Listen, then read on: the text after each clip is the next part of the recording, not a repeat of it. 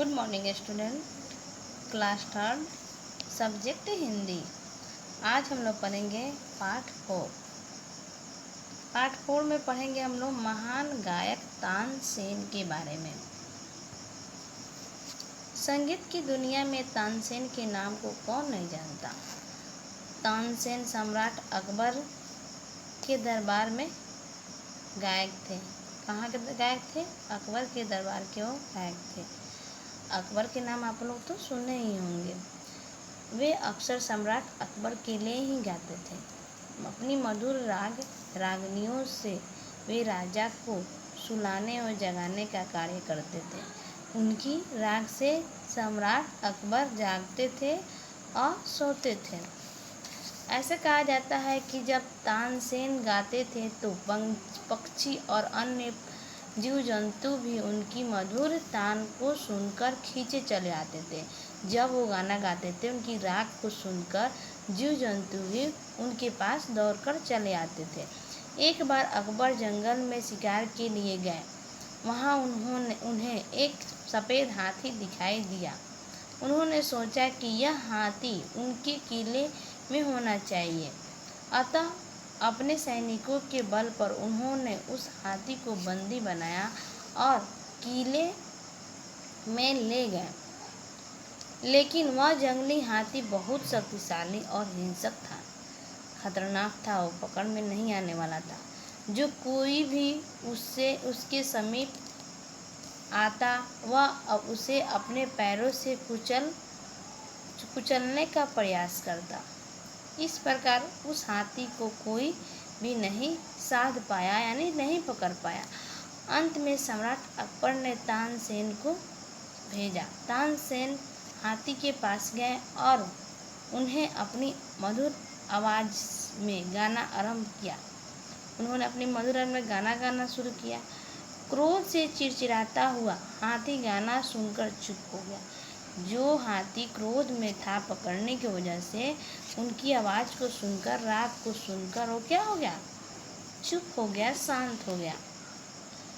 और राजा का शाही महावत उसके साधने में सफल हो गया। तानसेन की राग प्रतिभा के साथ बहुत सी किंवदंतियाँ भी जुड़ी हुई हैं। कहते हैं तानसेन के संगीत में इतनी ताकत थी कि वे जब मेघ राग गाते थे तो आकाश में बादल गिर आते थे और वर्षा तक हो जाती थी। जब मेघ के राग में गाते थे तो वर्षा हो जाती थी, चारों बगल बादल घिरकर। संगीत का विशेष प्रभाव तो होता है, लेकिन आज के वैज्ञानिक युग में ऐसी बातों पर सहज ही विश्वास नहीं किया जा सकता। आज के वैज्ञानिक युग में इस पर हम लोग विश्वास नहीं कर सकते हैं। ऐसा कहा जाता है कि एक बार सम्राट अकबर ने तानसेन से दीपक राग गाने को कहा, लेकिन इस राग को गाया जाना खतरनाक था, क्योंकि संगीतज्ञों का विश्वास था कि यदि इसे बिल्कुल शुद्ध रूप से गाया जाता तो इससे आसपास की वस्तुओं में आग लग सकती है और गायक के शरीर को भी राग में बदल सकता है। यह ऐसा राग था, दीपक राग, कि इसको अच्छा से गाने से, नियम से गाने से आसपास की वस्तु में भी आग लग सकती थी और जो गाने वाला व्यक्ति है उसे शरीर में राग में बदल सकता था। 2 सप्ताह बाद तानसेन ने दीपक राग गाया। उस शाम पूरे दरबार लोगों से खचाखच भरा हुआ था। दरबार में सभी लोग उपस्थित थे और बहुत सारे लोग थे।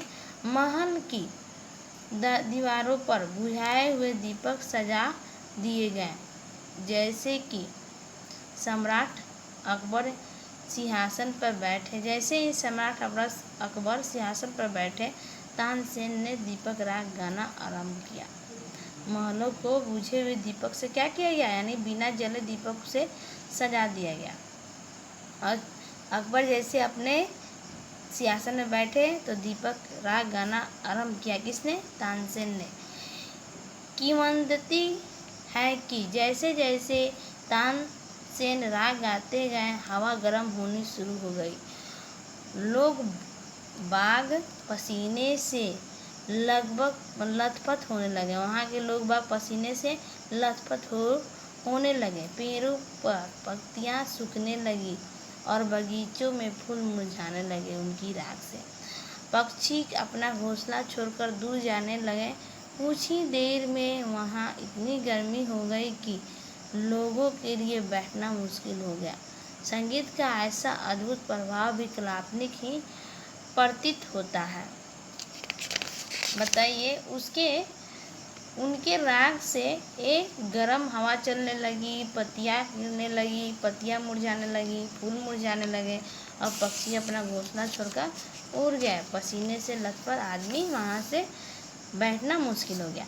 जैसे ही तानसेन राग की समाप्ति की ओर पहुँचे तो दीवार पर लगे दीपक अचानक अपने आप जल उठे। तानसेन को भी अपना शरीर जलता हुआ प्रतीत होने लगा। वह बीमार पड़ गए और कई महीनों में ठीक हो सके। कई महीनों बाद वो ठीक हुए।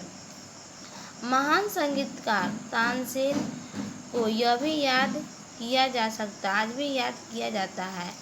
ग्वालियर में तानसेन के मकबरे के पास प्रतिवर्ष संगीत महोत्सव का आयोजन किया जाता है। ऐसे मान्यता है कि गायक यदि उनके मकबरे को छूकर उसके पास उगे हुए इमली के पेड़ के पत्ते को चबाए तो उनकी आवाज़ और भी बेहतर हो जाएगी।